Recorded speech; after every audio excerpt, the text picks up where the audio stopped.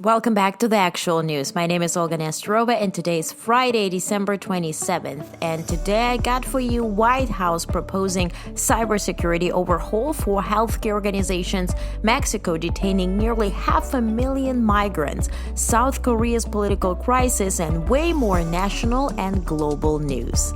Let's go. Let's begin with some quick news. The first family has arrived in U.S. Virgin Islands. The vice president and second gentleman are also headed to Los Angeles today.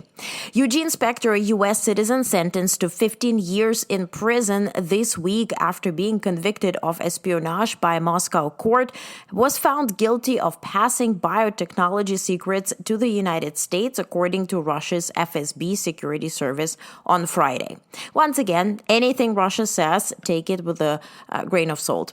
The U.S. State Department said that Hong Kong's offered bounties for 6 more pro-democracy campaigners who were deemed to have violated national security laws, and the revoking of the passports of 7 more amounted to intimidation efforts. Secretary of State Antony Blinken spoke today with Ukrainian Foreign Minister Andriy Sybiha to discuss battlefield updates and the United States' ongoing support for Ukraine in its fight against Russia's aggression.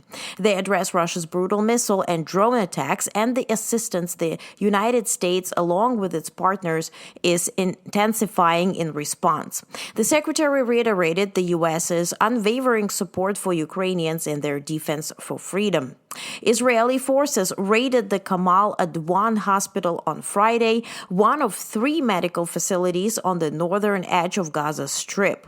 They torched large sections of the hospital and ordered dozens of patients, along with hundreds of others, to leave, officials said. Syrian Christians attended Christmas Eve services on Tuesday for the first time since the overthrow of President Bashar al-Assad in early December, in an early test of the new Islamist ruler's pledge to protect the rights of country's religious minorities. U.S. President-elect Donald Trump will become the first elected politician in modern history to be hosted by 2 state visits by the British royal family. The UK's government is preparing to extend an invitation to Trump once he returns to the White House, according to a report by The Telegraph. Now to longer readouts. Healthcare organizations may face new cybersecurity mandates to prevent leaks of sensitive patient information following cyber attacks on major entities like Accession and United Health, according to Ann Neuberger, U.S. Deputy National Security Advisor for Cyber and Emerging Technology. Speaking to reporters on Friday, Neuberger emphasized the urgency of these measures, citing the more than 167 million Americans affected by healthcare data breaches in 2023 alone. The proposed rules introduced by the Department of Health and Human Services aim to strengthen hypersecurity and cybersecurity under the Health Insurance Portability and Accountability Act, the HIPAA.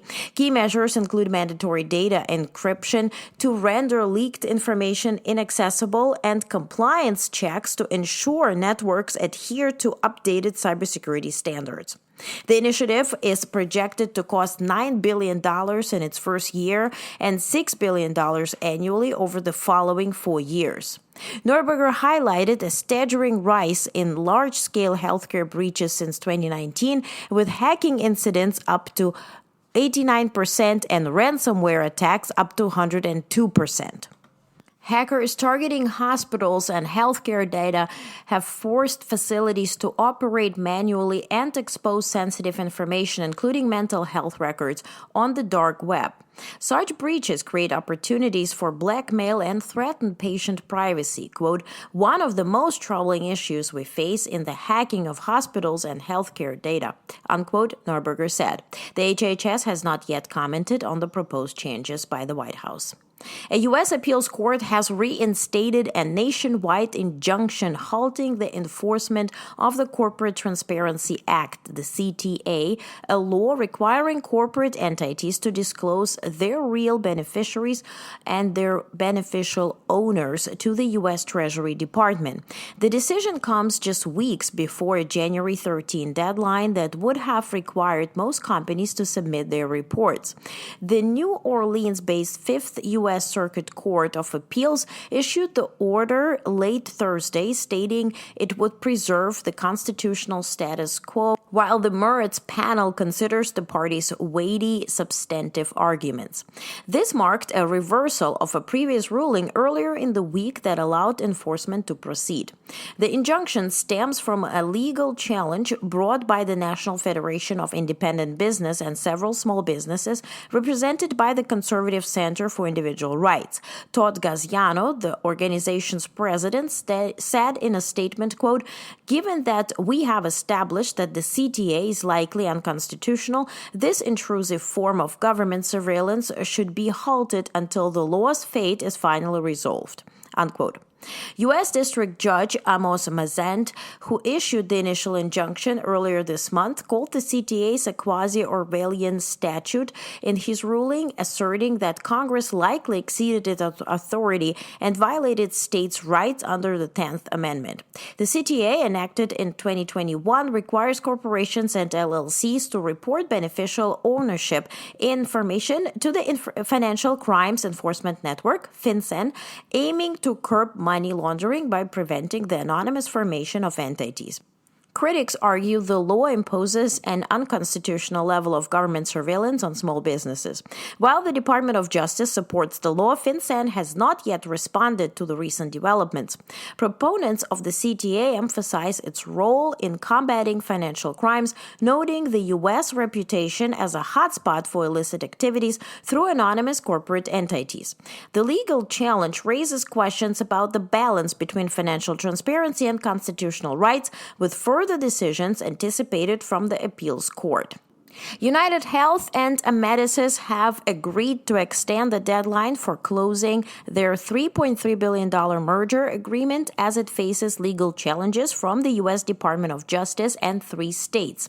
According to a regulatory filing on Friday, the deadline is now set for 10 days after a final court decision is issued on December 31st, 2025, whichever comes first.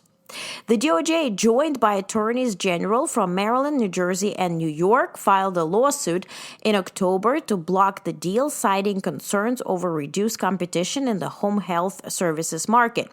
Quote, "Eliminating competition between United Health and Amedisys can harm patients who receive home health and hospice services, as well as insurers and nurses who provide these services," unquote, the DOJ said. The companies originally aimed to finalize the merger by December 27, 2024.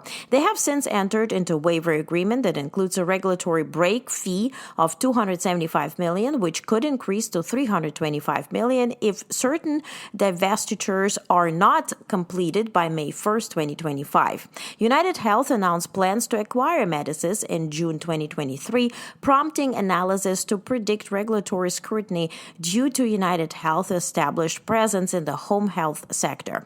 Shares of Amedisys rose 3.5% in pre-market trading following the announcement of the extension. The DOJ has previously opposed similar deals by United Health, including its 2022 acquisition of Change Healthcare. Despite the initial lawsuit, that deal was ultimately completed later that year. The merger's future remains uncertain, with regulatory authorities emphasizing potential risks to competition and patient care in the home health and hospice services market. Now, Canada's Finance Minister Dominic LeBlanc and Foreign Affairs Minister Melanie Joly will meet with aides to U.S. President-elect Donald Trump in Florida today. Probably they've already met. The discussions will address Trump's threat to impose 25% tariffs on Canadian goods unless Canada reduces the flow of migrants and fentanyl into the U.S. The Canadian ministers aim to emphasize the detrimental effects of such tariffs on both nations and highlight Canada's efforts to combat fentanyl trafficking and illegal migration. The meeting follows Trump's recent social media criticism of Canadian Prime Minister Justin Trudeau, who faces mounting political pressure and potentially early exit from office. Trudeau previously met with Trump in Florida in November to address these issues. Meanwhile, Mexican security forces have detained approximately 475,000 irregular migrants since October, authorities reported on Friday, amid escalating pressure from U.S. President-elect Donald Trump, who has threatened to impose tariffs on Mexico unless it halts the flow of illegal migrants at the shared border. The nearly 500,000 detentions between October 1st and December 26th suggests that Mexico has ramped up its efforts to address migration in recent months.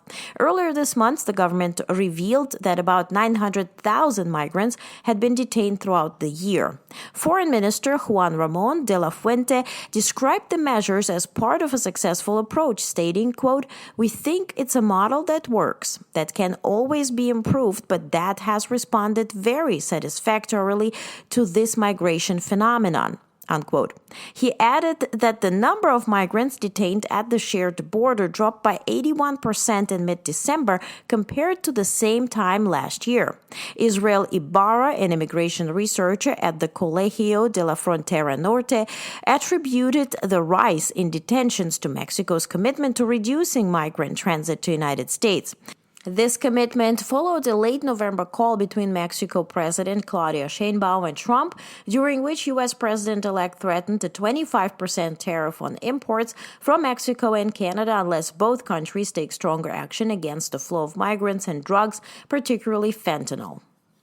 Now, President-elect Donald Trump announced on Truth Social that Microsoft co-founder Bill Gates requested to visit him at his Mar-a-Lago home in Florida on Friday night.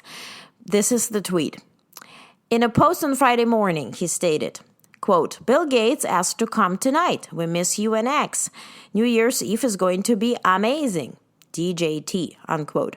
Well, I'd go as far as to guesstimate that this was an SMS intended to Elon Musk or for Elon Musk that was accidentally or intentionally tweeted out on Truth Social.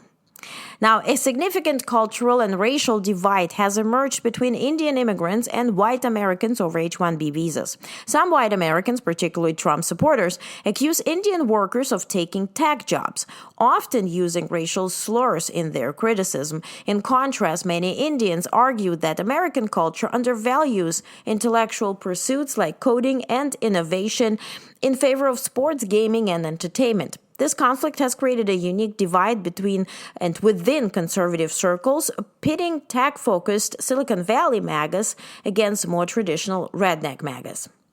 Now, Terraform Labs co-founder Do Kwon will be extradited to the U.S. from Montenegro, the ministry announced on Friday. Kwon is also wanted by authorities in South Korea. A South Korean national, Kwon is the former CEO of Terraform Labs, the company behind Terra USD, a stablecoin intended to maintain a constant $1 value. Terra USD's dramatic collapse in May 2022 caused widespread turmoil in cryptocurrency markets, raising significant concerns about stability of digital assets. Now to Starbucks, a federal appeals court on Friday largely rejected Starbucks' appeal of a National Labor Relations Board, NLRB, finding that the coffee chain illegally fired 2 Philadelphia baristas for attempting to organize a union. The Third U.S. Circuit Court of Appeals ruled that Starbucks lacked standing to challenge the constitutionality of NLRB administrative law judges, marking a potential setback for other companies such as Amazon, Trader Joe's, and SpaceX that have sought to limit the agency's enforcement powers. Circuit Judge Thomas Embrough, writing for a 3-judge panel, said substantial evidence supported the NLRB's conclusion that Starbucks engaged in unfair labor practices when it fired Echo Novakovska and Tristan Bussiere from their South Philadelphia store and reduced Novakovska's hours. The court also found that Starbucks was aware of the baristas' recording meetings with supervisors without their consent before the firings, rejecting the company's argument that it should not be required to rehire the baristas with back pay, as it had only later discovered the improper recordings. Now to South Korea. South Korea's political turmoil escalated on Friday today as parliament voted to impeach acting new President Han Duck-soo, a move that further destabilizes the nation's leadership. Han, who had assumed the acting presidency on December 14th after President Yoon Suk-yeol was impeached for declaring martial law, now faces the consequences of parliamentary action. Out of South Korea's 300-member parliament, 192 lawmakers voted in favor of Han's impeachment. Under South Korean law, Finance Minister Choi Sang-mok is next in line to take over as acting president. This impeachment comes at a time of significant political upheaval, with the countries grappling with leadership instability since President Yoon's suspension. The opposition-controlled Democratic Party, DP, which spearheaded the impeachment effort, cited Han's failure to appoint 3 justices to Constitutional Court as the central issue. Although Parliament approved the nominations on Thursday, Han delayed their formal appointment, insisting on bipartisan agreement, which led to mounting frustration among the opposition. Parliament Speaker Woo Won-sik, a member of DP, clarified that only a simple majority vote was needed for impeachment, despite some agreement among lawmakers and constitutional scholars. The political crisis threatens to deepen South Korea's challenges, especially with the rising tensions involving North Korea and the U.S. military presence in the region. While the country faces a leadership vacuum, U.S. military readiness remains unaffected. Despite the political instability in South Korea, the 28,500 U.S. troops stationed on the Korean peninsula remain ready for action, a U.S. official confirmed on Friday. Washington is closely monitoring the situation, but reassured allies that military is ready and is not being impacted. The current crisis in South Korea follows the suspension of President Yoon Suk-yeol after his controversial declaration of martial law in early December. The turmoil has raised concerns in both the U.S. and Europe, who view Yoon as key partner in countering regional threats posed by China, Russia, and North Korea. The unrest has already led to disruptions in the U.S.-South Korea military coordination, including the postponement of a planned tabletop exercise and the cancellation of a trip to region by U.S. Defense Secretary Lloyd Austin. Amid the ongoing political crisis, North Korea's military actions have also added complexity to the situation. Over 10,000 North Korean troops have been deployed to Russia's Kursk region, where they are assisting Russian forces in pushing back Ukrainian troops. In the past week alone, reports indicate 1,000 North Korean soldiers have been killed or wounded. This involvement of North Korean forces has added to regional instability, with implications for U.S. and South Korean strategic interests.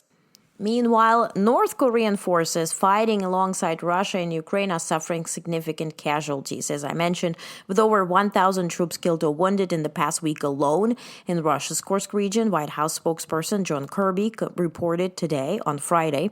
Kirby criticized the Russian and North Korean military leadership, stating that they are threatening these troops as expendable by sending them on hopeless assaults against fortified Ukrainian defenses. He described the tactics used by North Korean forces as masked, dismounted assaults, underscoring the desperation of their efforts. In light of ongoing developments, Kirby indicated that President Joe Biden is expected to approve another security assistance package for Ukraine in the coming days, reaffirming the U.S. commitment to supporting Ukraine in its defense against Russian aggression.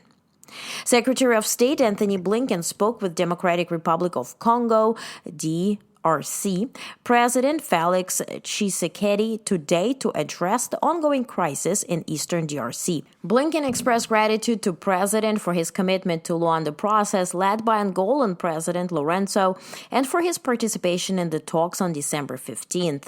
The secretary reiterated the U.S. position that the M23 militia and Rwandan defense forces must cease hostility and withdraw from their positions in eastern DRC. Blinken encouraged President Tshisekedi to advance plans to neutralize the democratic forces for the liberation of Rwanda armed group. Additionally, Blinken welcomed President Tshisekedi's cooperation with former Kenyan President Uhuru Kenyatta, who has offered his mediation services in the efforts to resolve the conflict with M23. Now back to Germany. German President Frank-Walter Steinmeier dissolved the lower house of parliament on Friday, triggering snap elections on February 23rd after Chancellor Olaf Scholz's three-way coalition collapsed. Steinmeier emphasized the need for a stable, capable government in difficult times and called for a fair and transparent election campaign, warning against external interference, particularly on social media. Scholz, who lost a confidence vote in parliament after the departure of finance minister Christian Lindner's Free Democrats, will lead a caretaker government until a new one is formed. Polls indicate a significant lead for conservative challenger Friedrich Merz, with the far-right Alternative for Germany, AfD, gaining ground, complicating coalition-building efforts. Now to Russia. Russian President Putin expressed openness for Slovakia to host peace talks with Ukraine, aiming to bring the ongoing conflict to conclusion following discussions with Slovakian Prime Minister Fico, an outspoken critic of EU military support for Ukraine, and by the way, also independence, gas-wise, from Russia. Putin said Slovakia's offer to serve a neutral platform for negotiations was welcomed. Quote, "We're not opposed. If it comes to that, why not? Since Slovakia takes such a neutral position," unquote, Putin stated. Again, please take everything that Putin says or Russia states with a grain of salt and a certain amount of distrust. Slovak Foreign Minister Huraš Blanar called Putin's remarks a positive signal and reaffirmed Slovakia's commitment to contributing to peace efforts, noting that the country has already communicated this to Ukraine. Slovak diplomacy is prepared to actively contribute to the peace process, Blanar said. However, Ukrainian President Volodymyr Zelensky has criticized Slovakia's recent stance under Fico, who returned to power in 2023 with a more pro-Russia tone. Despite expressing willingness for dialogue, Putin reiterated that Russia would continue to pursue its goals in Ukraine, stating, "We do not exclude the possibility of using intermediate-range weapons, both today and tomorrow, if necessary," referring to Russia's hypersonic missile Oreshnik. Now, Russia's Deputy Foreign Minister Sergei Ryabkov warned that Moscow is considering a range of actions, including nuclear testing, in response to what he described as the radical position on nuclear arms control held by Donald Trump's incoming administration. Ryabkov criticized Trump's stance on the Comprehensive Nuclear Test Ban Treaty, highlighting the extremely hostile nature of U.S. policy towards Russia. Quote, "The international situation is extremely difficult, so the optionality of our actions in the interests of ensuring security does not contain any exceptions," unquote, Ryabkov stated. He added that Russia could reconsider its nuclear testing moratorium, especially if U.S. resumes testing, which was briefly discussed during Trump's first term. Since the Soviet Union's last nuclear test in 1990, Russia has refrained from testing. However, Putin has indicated that Russia would follow the U.S. lead if Washington decided to conduct a nuclear test, with the U.S. last testing in 1992. Other countries, including China, France, and North Korea, have tested since then. Now, NATO announced plans to bolster its military presence in the Baltic Sea after the sabotage of undersea power cables and internet lines this week, while Estonia launched a naval operation to protect a key electricity link. Finland seized a Russian oil-carrying ship, the Eagle S, suspecting its anchor caused damage to the S-Link 2 undersea cable. The Baltic region has faced increasing infrastructure disruptions since Russia's invasion of Ukraine, with authorities questioning the frequency of such incidents. Finland and Estonia have called for NATO's enhanced support, while Estonia's navy controls and patrols other critical cables. Investigations continue into the role of ships linked to Russia in recent attacks of subsea infrastructure, including telecom cables and gas pipelines. Now, China's President Xi Jinping is set to visit Russia in 2025, according to Moscow's ambassador to Beijing, Igor Morgulov, though the Chinese Foreign Ministry has not yet confirmed the visit. The announcement comes as the two countries strengthen their ties, with Russia and China opposing U.S. policies, particularly in the Asia-Pacific. Xi and Russian President Putin have previously held high-profile meetings, with Xi visiting the Kremlin in 2023 after securing a third term. The visit will occur amid ongoing tensions over the war in Ukraine, with Russia and China seeking to counter Western pressure. China, alongside Brazil, has proposed a peace plan for Ukraine, which has been met with skepticism from Kiev but supported by Moscow. China has imposed sanctions on 7 U.S. military-industrial companies and senior executives in response to recent U.S. arms assistance to Taiwan. Among the companies sanctioned are Boeing Institute, Inc., Raytheon subsidiaries in Canada and Australia, and Hudson Technologies. The sanctions freeze assets and prohibit trade or collaboration with these entities in China. The U.S. recently approved over $950 million in defense support for Taiwan, which China considers its territory. Beijing condemned the U.S. actions as violations of China's sovereignty and territorial integrity, urging Washington to hold arms sales to Taiwan and adhere to the One China principle. Well, according to China. Blurry images of two new Chinese military aircraft featuring stealthy characteristics emerged online on Friday, sparking speculation among defense experts. While the designs appear advanced, experts caution that the lack of clear details prevents any definitive conclusions about their capabilities or roles. The unveiling of these images fuels ongoing interest in China's efforts to enhance its military technology. The United States has designated Bidzina Ivanishvili, founder and honorary chairman of Georgia's ruling party, Georgian Dream, the pro-Russian one, for actions that undermine Georgia's democratic and Euro-Atlantic aspirations. The U.S. accuses Ivanishvili and his party of eroding democratic institutions, enabling human rights abuses, and curtailing fundamental freedoms. These actions have derailed Georgia's path toward NATO and EU integration, making the country more vulnerable to Russian influence, with over 20% of its territory occupied by Russia.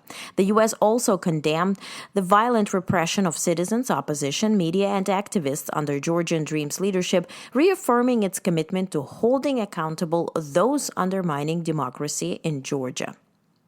The U.S. military advanced anti-missile system, THAAD, Terminal High Altitude Area Defense, was utilized for the first time in Israel to intercept a projectile launched from Yemen, according to a source who spoke to Reuters. The incident occurred within the past 24 hours, and its success is under analysis. The THAAD system was stationed in Israel in October by President Joe Biden alongside approximately 100 U.S. troops as part of efforts to bolster Israel's defense capabilities amid escalating regional tensions. Built by Lockheed Martin, THAAD is a key component of U.S. military's layered air defense strategy and complements Israel's existing missile defense systems. This deployment came shortly after Israel conducted airstrikes targeting Houthi-linked sites in Yemen, including Sana'a International Airport, resulting in at least 6 reported casualties. The Iran-aligned Houthi movement has previously launched drones and missiles toward Israel, framing these attacks as solidarity with Palestinians in Gaza. The Pentagon has not commented on the recent use of THAAD system. Further analysis will determine its effectiveness in intercepting the projectile. A bipartisan report from the Senate Intelligence Committee published on Friday condemned the CIA's handling of health issues linked to the so-called Havana syndrome, citing obstacles faced by affected personnel in accessing timely and adequate care. The declassified summary of the classified report highlighted that the agency's response created a trust deficit among some employees who reported symptoms. Despite offering benefits and compensation to many affected individuals, the report criticized inconsistencies in accessing these programs, which negatively impacted the agency's organizational approach to the issue. Havana syndrome refers to a series of unexplained health incidents initially reported by U.S. diplomats and intelligence officers in Havana, Cuba, and later in other locations worldwide. Symptoms include headaches, dizziness, and cognitive difficulties, with suspected links to directed energy attacks, though definitive causes remain unconfirmed.